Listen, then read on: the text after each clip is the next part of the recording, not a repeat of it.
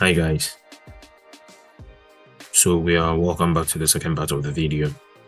In the earlier video we delved into getting to know our data.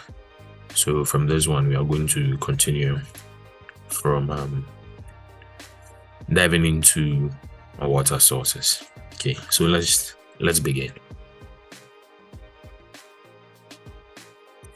So now that we are familiar with the structure of the tables, we are diving deeper. We need to understand the types of water sources we are dealing with, right? So now let's write a query to find the unique types of water sources. But let's just let's follow it one by one. Okay. So now we want to find the type of water sources. Okay. So let's first select everything that we use asterisks from our MD water services. Let's drag and drop it here, and then the table we are looking for is water sources. You can drop down the tables and select water sources. So we'll also drag and drop. Now let's run the query and see what we get. Okay, so we can see all the types of water sources in the table, but we are supposed to find the unique types of water sources. Okay, so now in this case we don't want to know the rest of the items on the table, as in terms of columns. Okay, so instead of selecting everything, we only select type of water source instead of using the asterisk. So we'll change it to type of water source. Okay, now when we run this query, we get to know that the other columns have been taken out. Okay, so to find the unique type of water source, we'll select distinct, and then let's run the query. So now we have 5 different type of water sources. Okay, so tapping home, tapping broken home, well, shared tap, and river. Right, so that is what we have here. So let's move on. These are the type of water sources with a little description. So river, and this as well. And then we have shared tap, we have tapping home. They have description that we can read and have a clear understanding of what they mean. Then we have broken tap in a home. So let's move on. We are done with diving into water sources. All right, so let's move on. But we have an important note here, and it says that about 6 to 10 million people having running water installed in their homes in Majindongo include broken taps. And if we were to document this, we would have a row of data for each home, so that one record is one tap. This means our database will contain about 1 million rows of data, which may slow our system down. So for now, the surveyors combine the data of many households together in a single record. So an example is given where the first record for this ID in the tapping home serves 956 people. So what this means is that the records of about 160 homes nearby were combined into one record, with an average of 6 people living in each house, which gives us 956 people. So one tapping home or tapping home broken record actually refers to multiple households with the sum of people living in these homes equal to number of people served, and in this case 956 people. Right, so this is something we should note, that even though we have a very tall list of table, what these water sources have been summed up is to should I say sum up the number of people they serve. Okay, not to break them down individually to have a very tall list. So the next thing is we have to unpack the visits to water sources. Now we are done with diving in water sources. Now we are coming to unpack the visits. Okay, so we have a table in our database that logs the visits made to different water sources. Now let's identify that table. Okay, so in this case we are going to select everything. Okay, from our MD water services. Let me drag and drop, and then the table we want to query is the visits table. So dot visits. Now let's query. Let's execute and see what we get. Okay, so as usual, get 1,000 rows returned with the visits for our different water sources. Okay, so it says that we should write an SQL query that retrieves all records from this table where time in queue is more than some crazy time, say 500 minutes, right? So after getting this, we need to further filter it to where our time in queue is more than 500 minutes. Okay, so let's query that one. So we are selecting everything from our database on the table of visits where our time in queue, this time in queue we have here. Let me type it.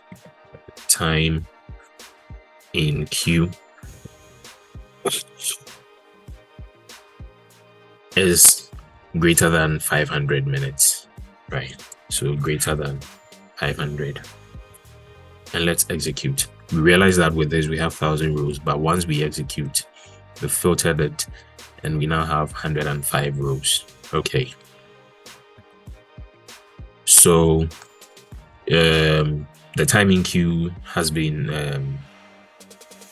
in minutes, right?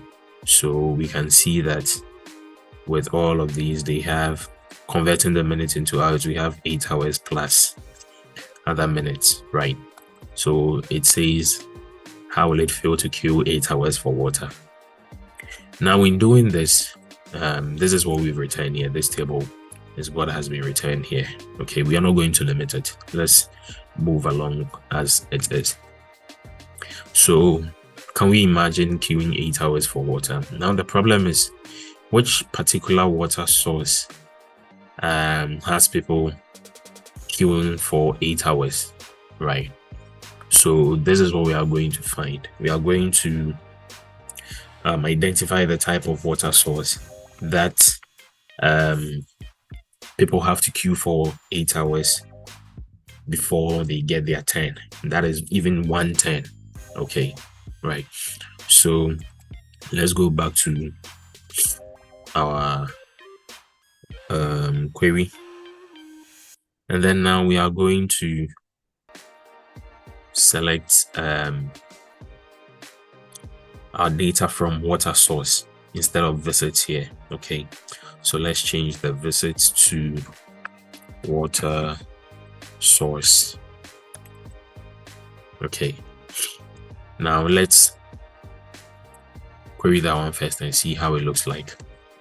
Okay, so this is the table under our water source. Okay, but now we need to filter it with these particular source IDs. Okay, so it says, I am wondering what type of sources that takes long to queue for.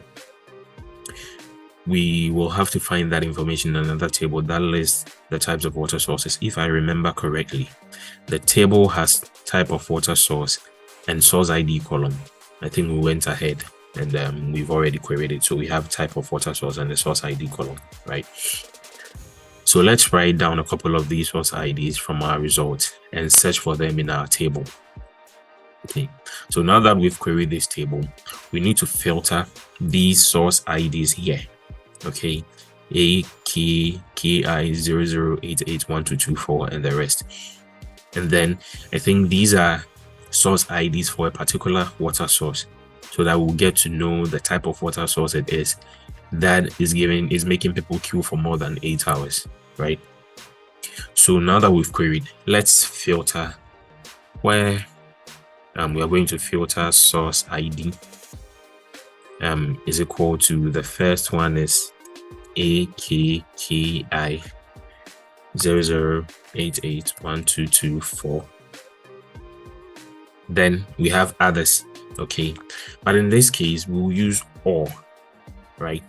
We will use OR because we need to find out, we need to return all those values, okay? So where or the other source ID is equal to SORU376352224, and then we'll still return another OR source ID, which is equal to SORU360962224. Okay, so let's execute this and see what we can get. Right, so after querying this, we realize that the type of water source is a shared tap. Okay, these are their source IDs that we entered here. So the type of water source is a shared tap, and these are the number of people served. Okay, number of people served. Now this explains that because it's a shared tap water, that is why it's taking people a very long time to have their turn. People have to queue in for more than 8 hours. Now let's come back to the shared tap and read a little bit on that. So shared tap is a tap in the public area shared by communities.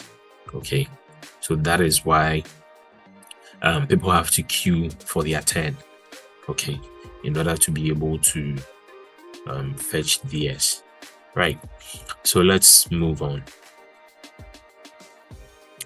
I think other what's the name, source IDs were added. Let's add them up and see what that would also look like, where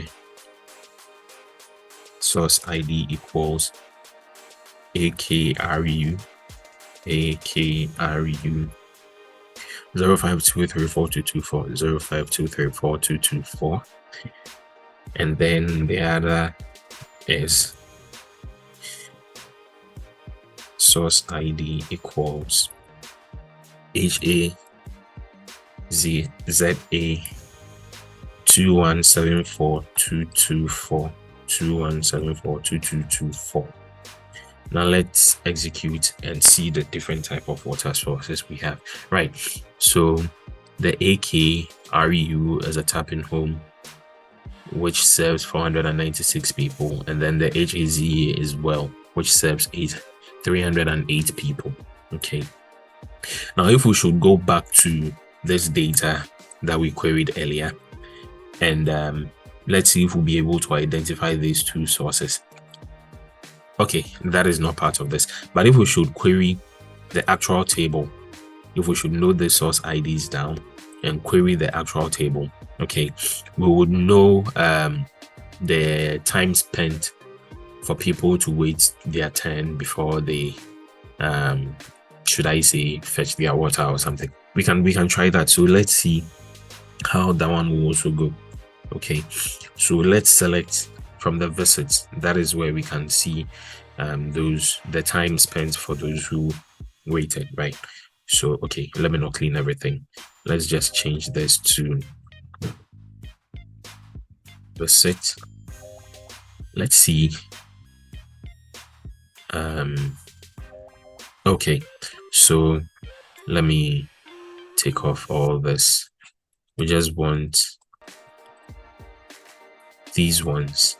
Okay, right, so we realize that the time in queue is actually 0 for these water sources, and we already identified that the AKRU is for AKRU is a tap-in home, right? Tap-in home broken, so there is literally 0 time queue for that one because it's in the home. and then the HAZA is a well, poor dirty well, right? Which also you don't have to queue, you just go, you dip your whatever in, you fetch and you go. So this explains, this gives an insight into the reason why people queue for long hours when it comes to the shared tap. So let's move on. Okay, so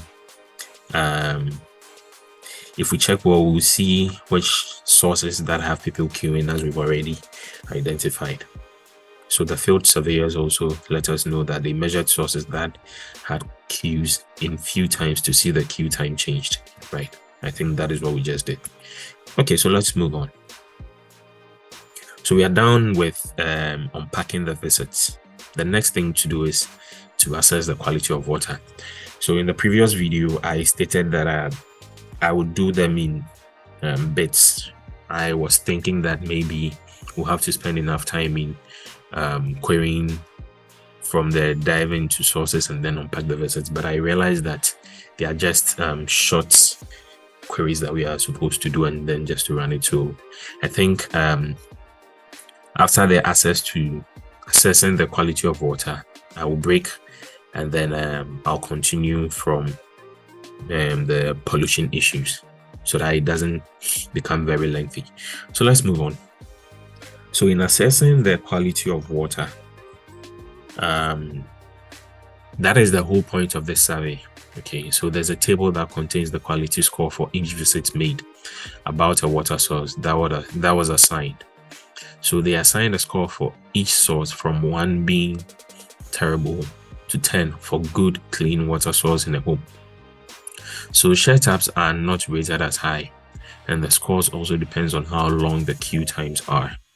So let's find the table that contains the quality of water source, right? So let's maintain this query and change the visits to water quality, because that is where we'll find the quality of water source. Let's drag and drop it here and then execute. So this is the table, okay, that contains the records for water quality, okay, where these are the ratings from 0 from 1 to 10, where 1 is terrible and 10 is good water source. Okay, so you're now coming to check if this is true. So the surveyors only made multiple visits to shared taps and did not revisit other types of water sources. So for shared taps, they made multiple visits, right? We'll come there. And then they only went to the other type of water sources once. So there should be no record of second visits to locations where there are good water sources like tapping homes. Okay, right. So let's write a query where we'll find the records where subject quality score is 10, and we are looking for home taps where the source was visited only twice.